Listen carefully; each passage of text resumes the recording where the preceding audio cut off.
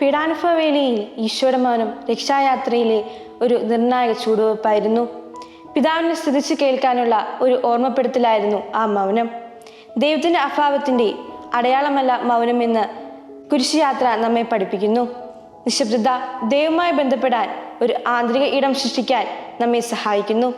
ഈശോയുടെ മൗനത്തിൻ്റെ ഉത്തരം അവിടുത്തെ ഉദ്ധാനത്തിലാണ്.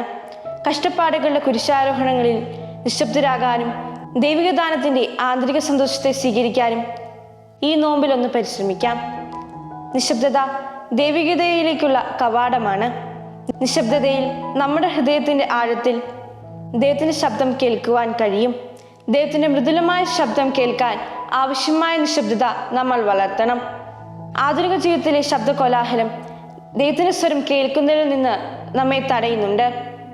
നിശബ്ദതയെ വിലമതിക്കാൻ നമുക്ക് പഠിക്കാം. ശ്രദ്ധിച്ചു കേൾക്കാൻ നമുക്ക് പരിശ്രമിക്കാം.